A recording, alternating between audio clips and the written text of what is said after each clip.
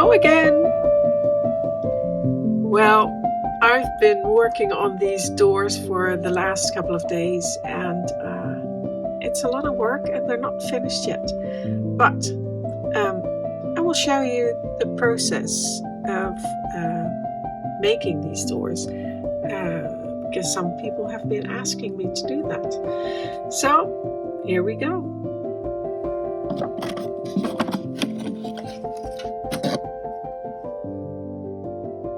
For those of you who have been following me making doors, and some of you said you found that interesting, so I'll show you what I've been working on this week. So last week I made the panel door this is for one of the side walls. This is a door that goes into another room, and in the back of the room there's going to be, it's called a buffet, and we decided that we would have glass panel doors in there. Now, of course, the glass has to be really thin. I have worked with acrylic glass before, but that's very easy to scratch, and I really don't like it. So I've been searching for thin glass, which is very difficult to get here in the Netherlands or in Europe. And I do have these very old glass slides. It's dirty, so I have to clean it. But this is thin enough to go into the door. So I've based the size of the glass panels on these. So I can cut those. So I need 1, 2, 3, 4, 5, and here a little bit, 6 per door. So I'll have to cut those, and I'll have to cut. I think they're called mullions to hold the glass, and it has to be. That's the only thing that's a bit of a shame, that I can't get big panels of this thin glass, because then the glass could go in the side pieces of the door. Now I have to make these, like I said, what they're called, mullions, I think, to hold the glass. And of course, they have to be a little bit thicker. If they are just there just for pretend, I can make them very, very thin, but I cannot in this case. So they have to be slightly thicker. So they go in here, and then I have to make these, again, not sure what they're called. The other thing I made is the panels for the bottom part, and I already had these parts. So this goes in here, like that. And then, of course, there will be one at the bottom piece. Well, you get the idea. One goes here, and one over here, like that. And then the glass doors. Now I also have to cut that top part, and of course that's curved, and I have to cut that by hand. So what I did is I copied this drawing, and I glued down 2 bits of wood. See, there's an ugly bit, but that doesn't matter because I'm going to cut past it. This is the piece I need to cut out, and I need 2 that are exactly the same. So that's why I glued these 2 pieces of wood together. And the glue dots are only in the areas where which I won't be needing. So in this area, which I will be needing, there's no glue except for the paper that's glued down, but the glue dots are over here. So when I'm done cutting, this will just fall apart, and I have 2 pieces that I will be able to put in there. And then I'll have to cut them at an angle, like that, and maybe I'll just cut like that and like that. Probably nicer. And then I'll get that nice curve. What else? And I have to make a groove in this curved piece as well. And I think I did that with my Dremel the last time I did those doors, but I'll show you. I think I also have to cut these out. So I'll be using the bandsaw for cutting this out. You could use a scroll saw, but I've never liked working with a scroll saw. So I'm starting on the bandsaw.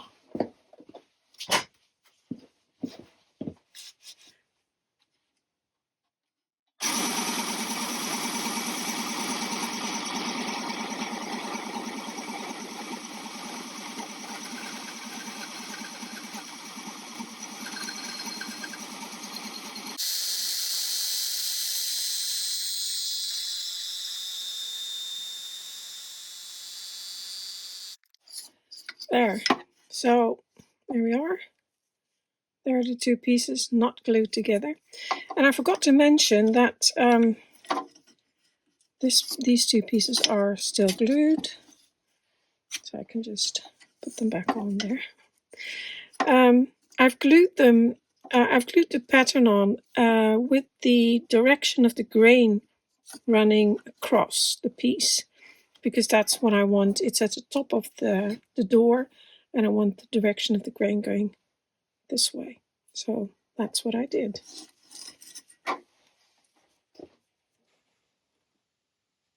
So there we are. Like I said, the direction of the grain, because it's going to be on the top here, and the two pieces at the bottom of the door are also going across. The direction of the grain is going across.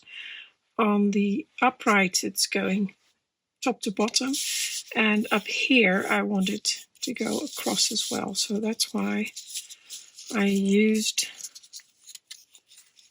glued the the pattern across the bits of wood like that. And like I said, the glue was only in these areas, so these are stuck together. I can probably tease them apart again. I have maybe a knife. I can slice through it again. It hasn't been on that long, so then I can maybe I can do it with my. It's too thick. Well, anyway, I can tease it apart again, maybe, and use it for something else. But now I've got two pieces that are exactly the same. I will sand it, and I'll have to cut. This is always a tricky bit, cutting it at the exactly the correct angle.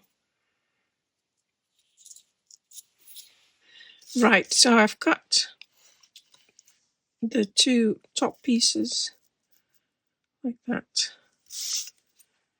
And that one goes here like that. These go down here. And now I have to cut a groove in these curved pieces at the bottom and on the side here. And on the side is because if I cut one of these pieces, I'm going to cut that at the same angle. I think I will cut a bit of not a groove, the opposite of a groove, so that it goes in there, so it fits inside like the same as these two. Terrible explanation, but and these I've cut them a little bit long, but I can always cut a bit off. I cannot cut them longer. I can always cut them shorter, but and I can peel off the paper. I'll have to sand it.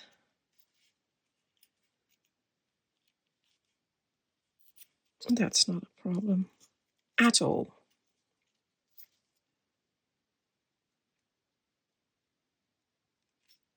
Anyway, I'll sand it off.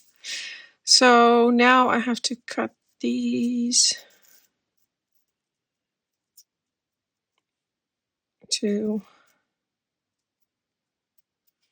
I have to cut them so that they fit in there. And if you remember from last week, I made this little piece that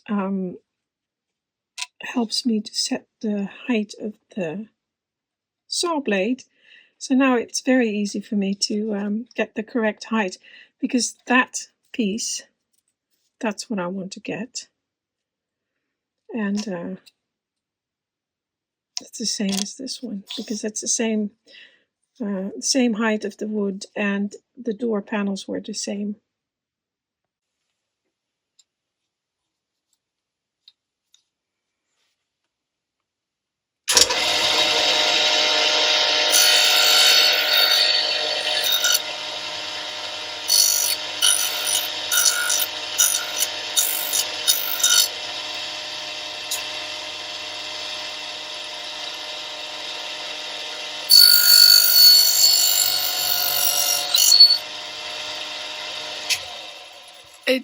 When I because it's a curve, and I can't use the this to push it with, and it's not straight. When I slightly move the piece, the saw doesn't like that at all. And you can hear it by the sound of the motor. It's protesting. So I usually just pull it back and try to start again. So. See?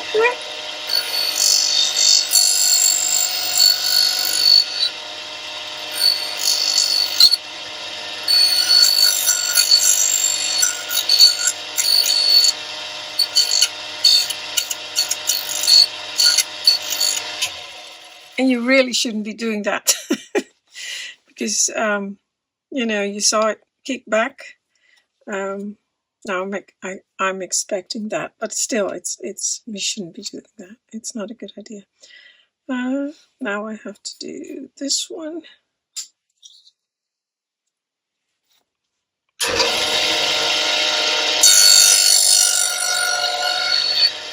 That's better.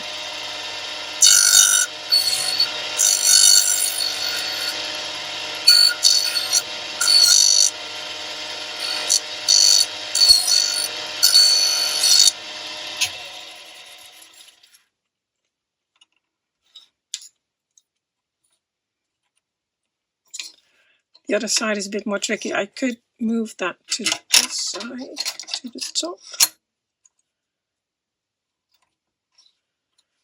Hold it like that. But I could still move it. It's still not perfect, but...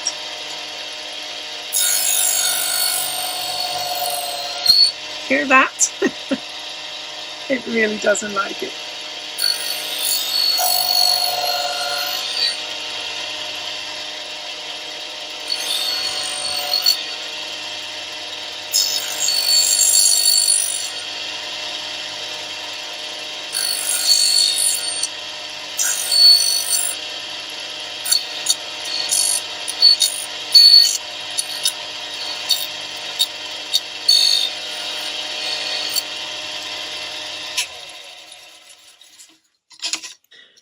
I was working on the curve yesterday, and or the other one, this one. Well, it doesn't matter.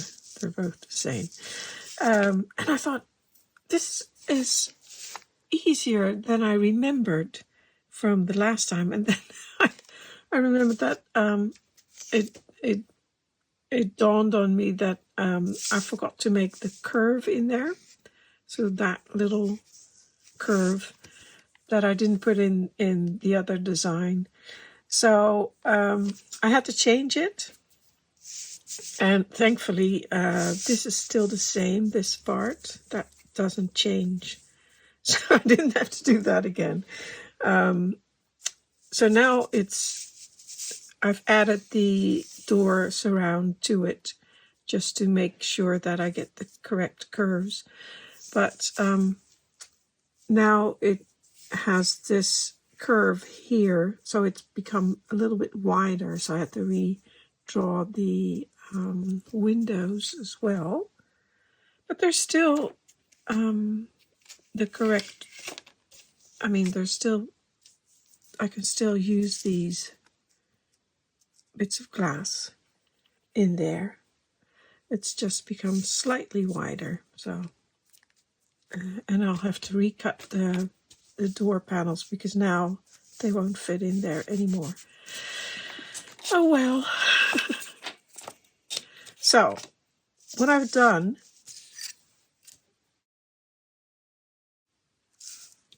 is I've cut this, and this is at 60-degree angle. So this cut here.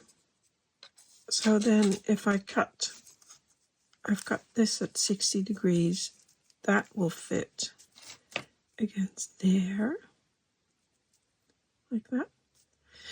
So I have to cut, like I said yesterday as well, a groove in here and in here, and I have to cut this edge with a, what would that be called? It's not pen and groove. Well, you know what I mean. That bit. I can't remember the name of that. I have to cut that on there as well. Tongue and groove. Tongue and groove. That's what it's called. So I have to cut a tongue and a groove in here and in there. So that's what I'll do next. I think the hardest part is to get these curves correct. And as you see, they're not the same. They're not the same curves because it becomes wider. So if you use the same curve, then this would be almost straight. That looks really not very nice. So it changes. So I've set the height and the depth and the width of the blade again to cut the tongue, for which I have this little piece of wood that helps me set it. So I've done that. That's at a 60-degree angle, so that fits, and now I can cut the tongue here.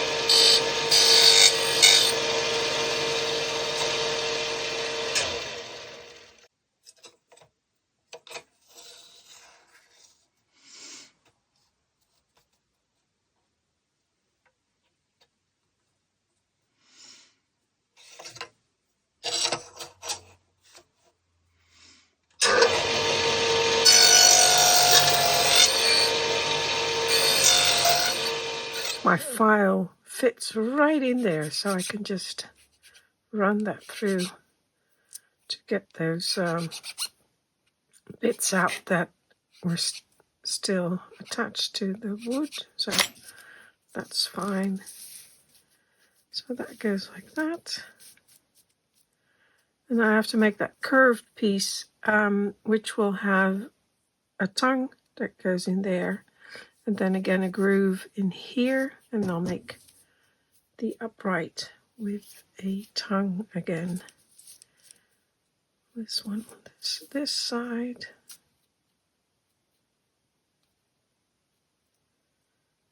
Fits right in there. And we make this, you could just, cut it straight and then glue it together. It just helps if you do like one of these tongue and grooves, because it increases the gluing surface of the wood, so and it makes it stronger. So that's why we do that.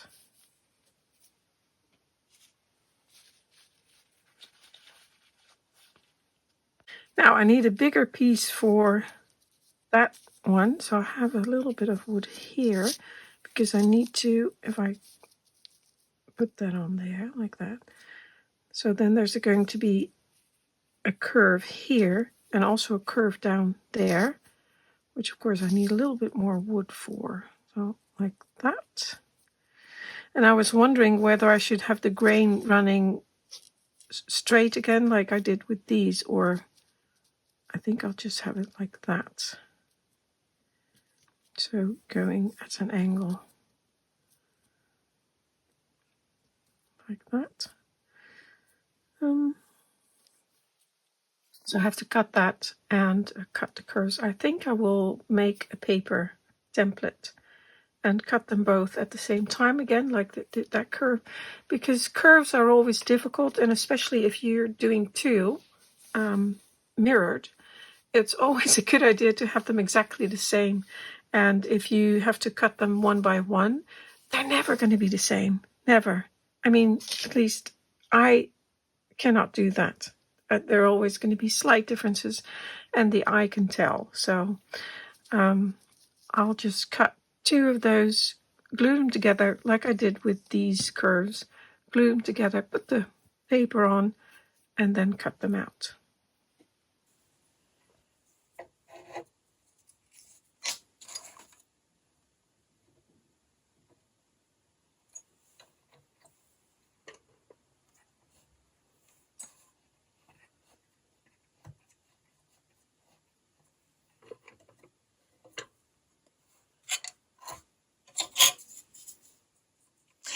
I need to make a new push stick because this one's almost cut through.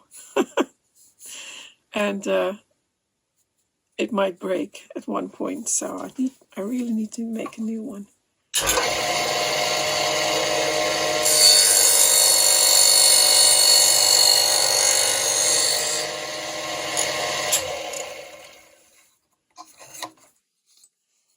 Because I don't just use it as a push stick, but in fact I use it as one of these as well.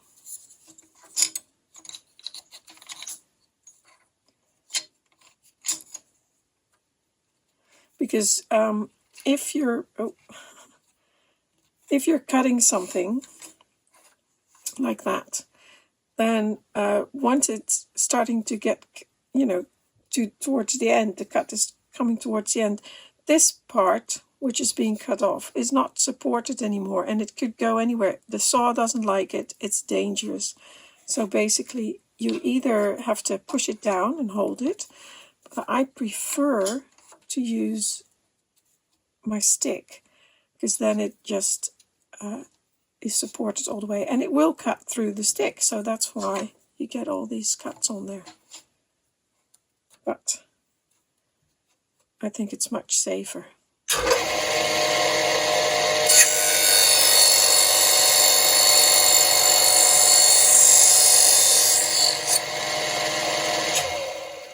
And of course you should not use your fingers. Yeah, I would need another push stick for that, but yeah. So got these two bits, and I will cut the tongue on them first before I glue them together. So I have to reset the blade. Yeah, you're going to see this a lot because I keep having to do this. And I just slide it against the, yes, my alarm is going off. Slide it against the saw, and then I lower the saw blade until there. It slides over. So that should give me the correct height of the saw blade. And then push the fence. There. Should be okay. So I'll cut the tongues.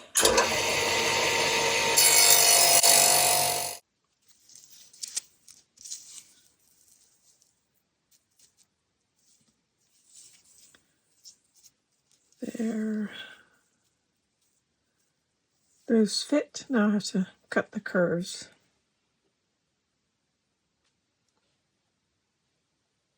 Right, so I've cut these pieces, and like I said, I glued on the, I made a copy, and then I cut it out and glued it on here on the wood, which I made a sandwich of. So, and then when you cut it, so the glue was in this area here, on the which I've cut off, and then this is what it's become. And I've just used my sander for the bottom part and the Dremel, the round Dremel, to cut this, to cut that. Well, I cut it first and then I sanded it in the shape I needed. So those are finished, and then I had to find out which angle to cut. So that fits in there. That fits in there.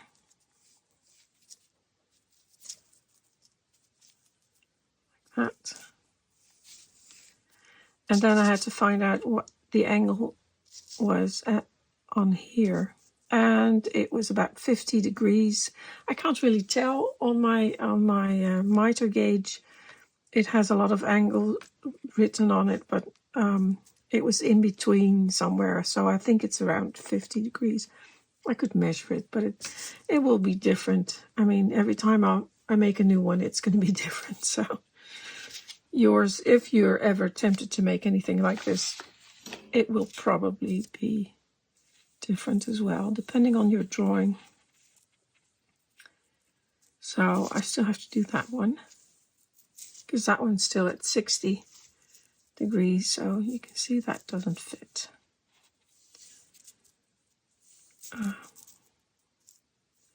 So I'll do that one. Then I'll make a bottom piece to make sure that it actually does fit and it's square, because I don't want the doors, the side of the panels to go in at the bottom, or, you know, I just want to make sure that it is square. And then I'll cut these panels again, and then I'll start on the glass. I think that'll be tomorrow, for me tomorrow. I don't know if I can still fit that into the video, but we'll see how far I get.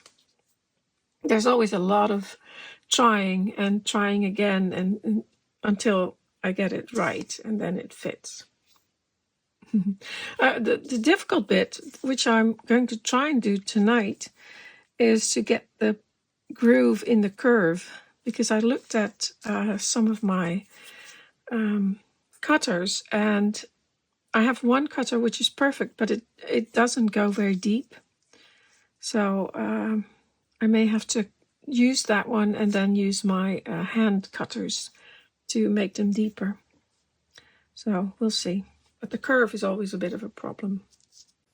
So I'm going to use my Proxon milling machine and to cut the groove in the curves. And I've got this piece, this cutter, which is a very nice one, but it's, as you can see, it won't. I did a test piece here. The cut is not very deep, and that's because the teeth of that cutter are not coming out very far past the whatever that's called on the cutter. So I won't be able to make it very deep. I don't have anything else that I can use, so I'll just give it a try. Now I will have to take, because of course this fence is for straight pieces and these have curves. So I'll have to take it, move it up the other way, so I have room to cut. Oh, doing this one-handed, so.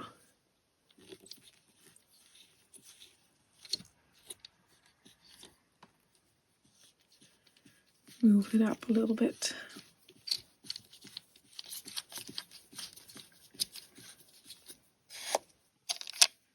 Then, let's see, I can move that across like that. Create a groove. I won't be able to film. I don't have a tripod here, so I can't film it, but this is what I'll do. Turn it on and move the piece of wood along here. And turn it around, do the same thing again, just to make the groove a little bit bigger. So.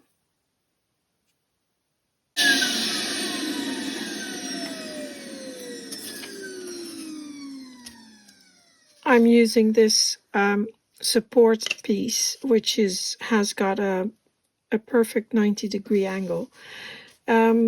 Because sometimes on the short sides, you tend to rock the piece a little bit, which is not good.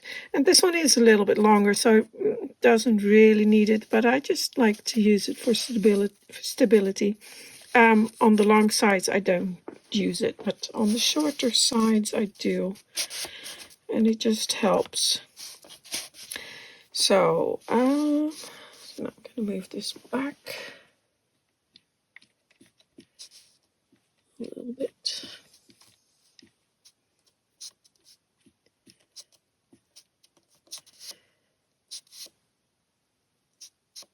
It needs a couple of passes to get that nice curve on it.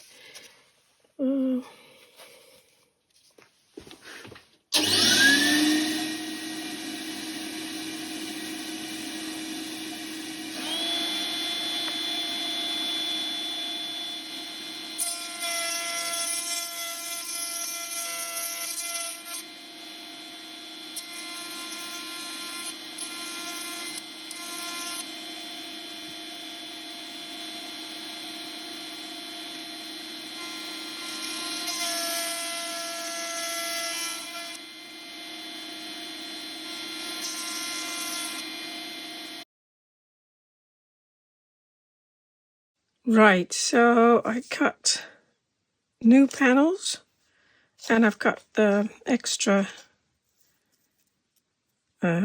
piece that holds the panels in place, and those have grooves on both sides because the glass has to go in there as well. And I just thought, and this one's still too long, I still have to cut that, and I'll do that only once the door is finished. There. That fits in there. It still has to be sanded a little bit. Because, so what I think I'll do is on the back, I'll cut away one part of the, I'll cut this bit away. So then the glass can just drop in there. And then I can put a bead around it on the inside. You won't be seeing it. It's going to be sliding doors. Even the panel, I did the panels on both sides, wasn't necessary because you won't be able to see it because it's going to be a sliding door. But, you know, I did it anyway. So I'll have to cut the back of that groove away up to here and up to here and on the curve as well. So I can drop the glass in there, which also means I can put the door together before putting the glass in, which is a lot easier than having to assemble everything when, that's what I was thinking about. I thought, how am I going to assemble that? If this is not attached yet, it's going to be so tricky. So, yeah. I'm going to cut those edges away all around the door where the glass is going to be. And then I'll assemble the door, glue it together, and then I can start on the mullions, I think. So I've marked where I want to make the cuts up to here, and I'm going to use one of these. I know there's backlighting. This is not an ideal position to film, but I can't put it anywhere else. But anyway, that's the little router bit I'm going to be using. So I'll just put that in here.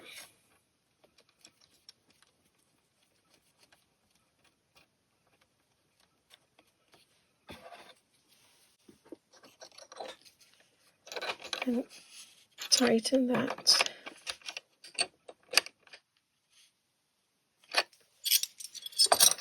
There we go.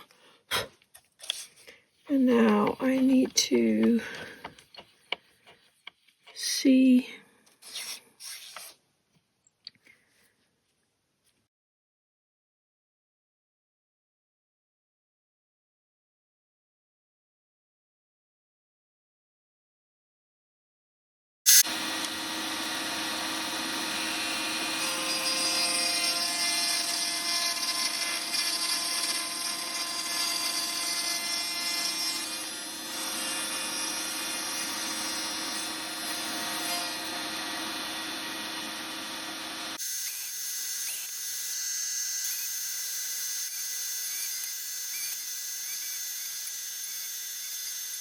Now to cut this curved bit off, I'm going to use this router bit, and the end there is going to follow the curve that's not cutting, and above that, that part that sticks out, that's the cutter, so that if I lower that a little bit, I can cut into the wood. I'll have to take off my my table here and use the bed that's on the router itself. I said router, it's a milling machine, right? So I'll just remove those screws.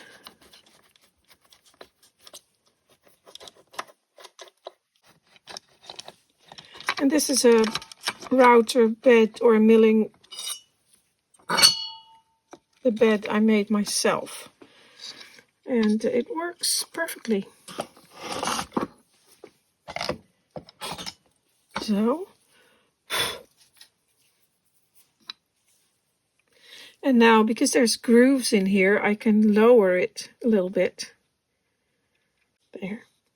Now I do have to mind my fingers because that could really give me a nasty injury. Just put it up.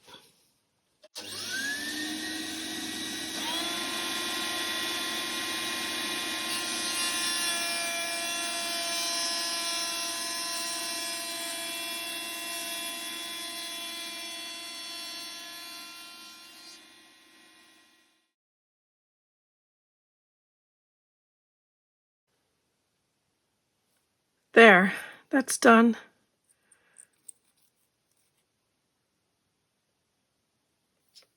It's looking good. It needs to be sanded. But other than that, it looks good. There, goes like that.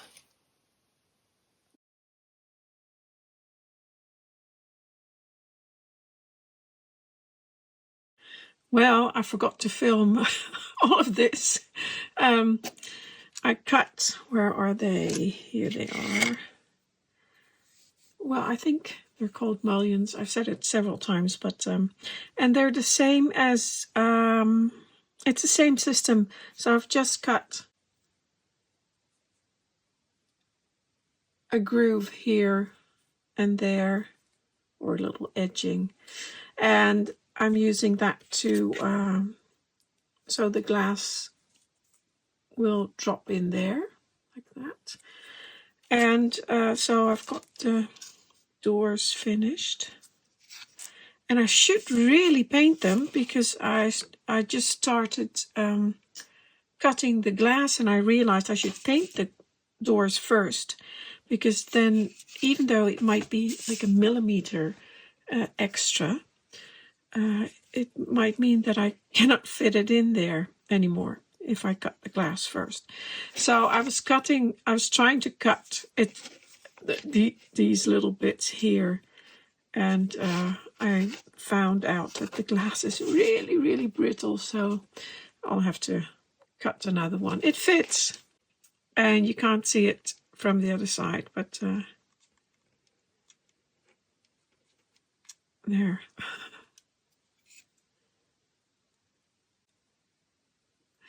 And this one is going here. And I should really mark them as well. Oh, it's upside down, I guess. There. Fits.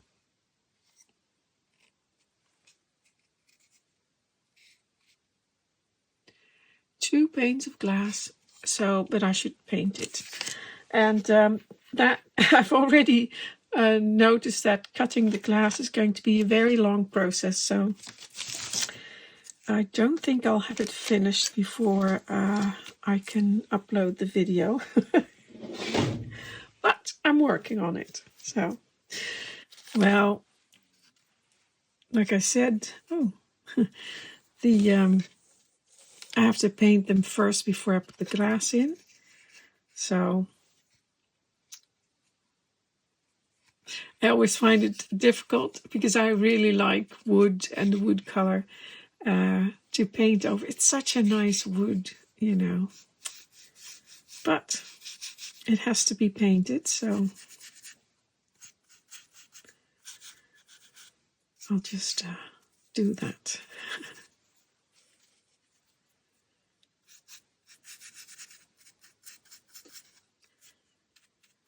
And I usually do a couple of coats. So the first coat is on.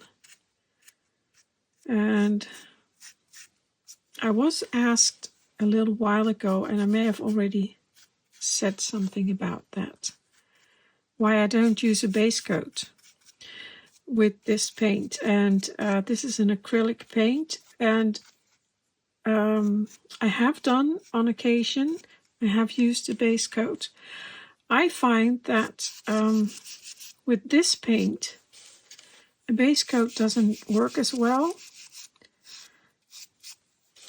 So this paint, this acrylic paint, which is, in this case, it's the Deco R Americana, whatever, however it's pronounced. I just find it works much better if you don't use a base coat. It just takes to the wood really, really well. Leaves a very, very nice and smooth finish. And if you put a base coat on, like a white or a gray, it's very difficult to get the color to cover it. So the final color. So I prefer not to use a base coat with this paint. So it's a bit of work. Get all the paint in all the corners.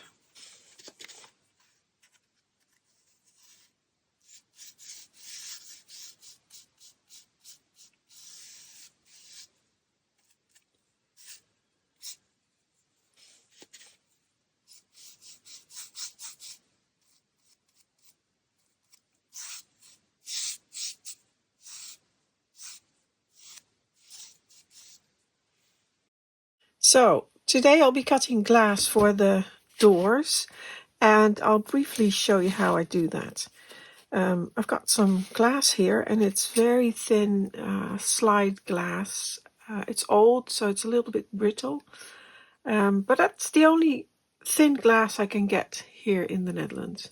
So it is, let's see, half a millimeter, or point, no, it's a little bit more, 0.7 millimeters thick. So very nice and thin. That's great. And then I've got some glass cleaner and cutting oil. You have to clean the glass of of dirt and oil before you start cutting it.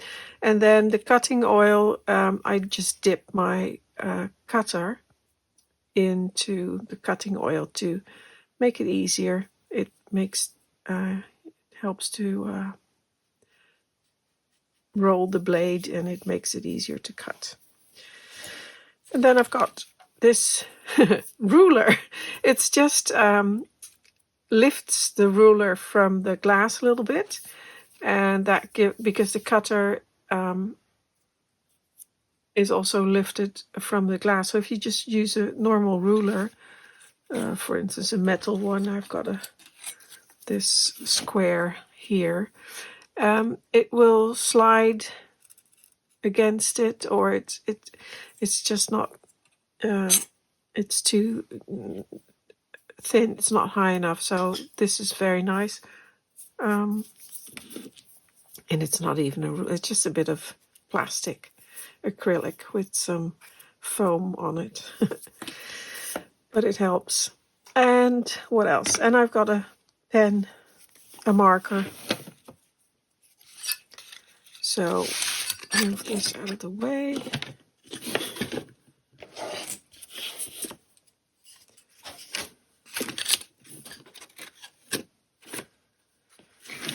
And we'll see, because I already cut one. Was it this one? I think so. It still fits.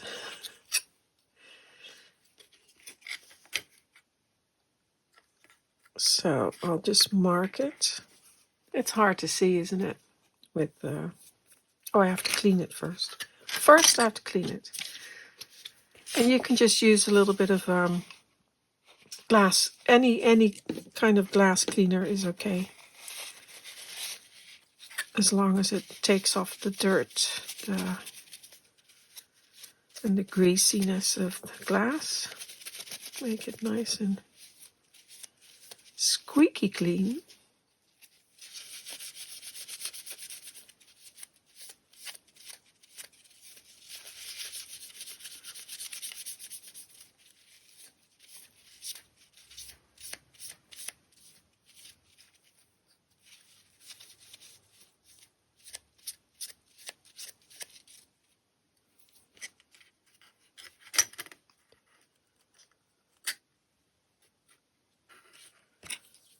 And then I'll mark it where it has to go. And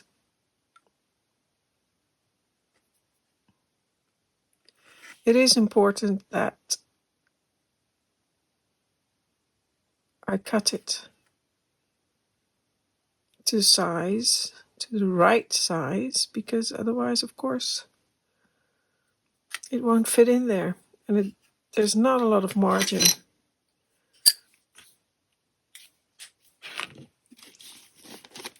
With these little I mean, if you're cutting a large pane of glass for a full-size house, that's a different thing. If you're half a mil off, that doesn't usually matter too much. In this case, it does. So, just checking. Because I want the blade, so that's in the middle, so I have a little bit of, that metal is going to hit the ruler, so I have to push the ruler out a little bit so that the little blade is going to run exactly on that line. It would help if I had more light there. Move it out a little bit more.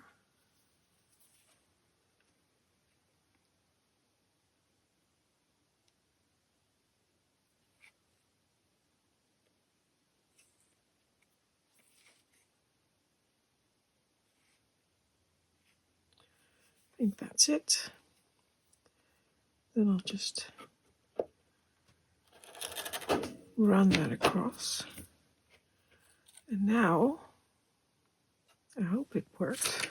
I didn't hear anything. Usually you can hear it scratch the glass, but... And I have this set of, well, I don't know what they're called. It just helps to break the glass apart. Because it's not straight, so it's curved. So if you put the line you've cut, if you hold the glass like that, it's going to slightly bend it down on either side of that line. So that's why it cuts the glass. Just going to check that that's fine. And do the next one. And you don't have to press hard at all, especially with this thin glass. Actually, if you press hard, it would crack the glass. And I know that because I've done it.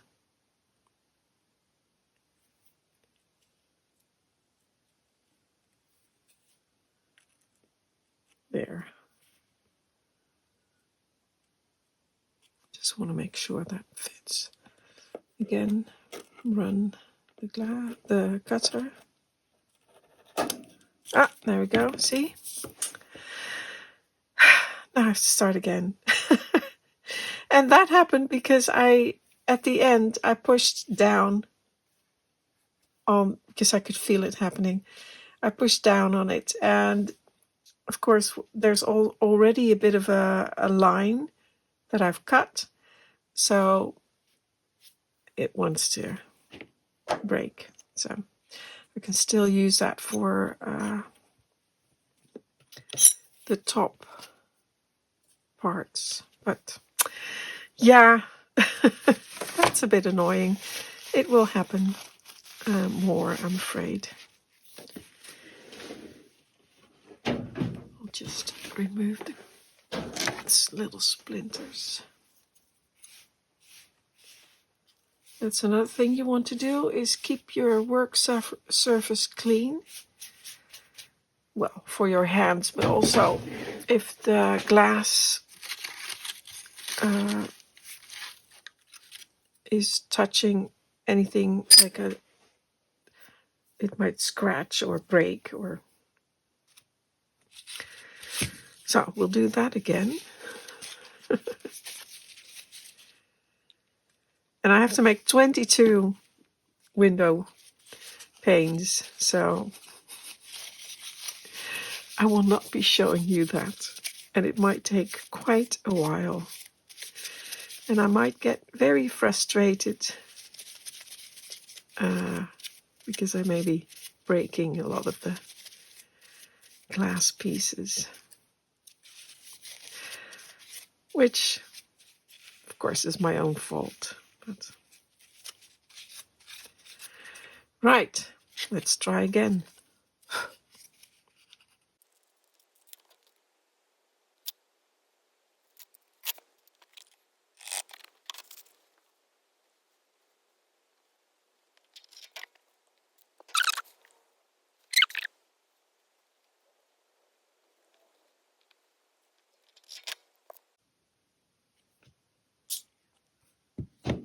That's better. Now that might not fit, but I do have a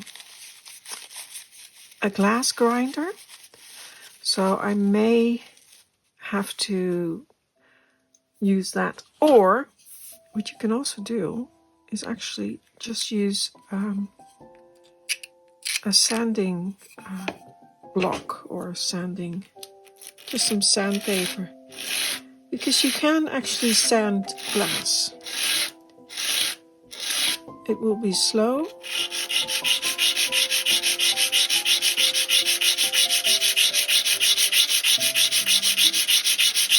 but it does work. And also it will help to take off the sharp edges, so you can actually, especially the corners, can be quite sharp.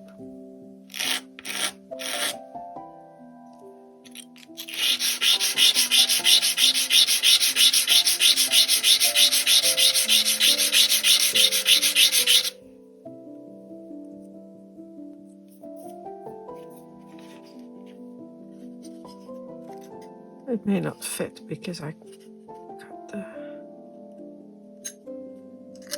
Oh, it does fit. Good. Well, there we go. So I've got 2 and I need 20 more because I've got 22 panes of glass. I won't be showing you all that. I need to finish the video. It's a long video again. So I hope you don't mind that. That's it for today. Thank you for watching. Until next time.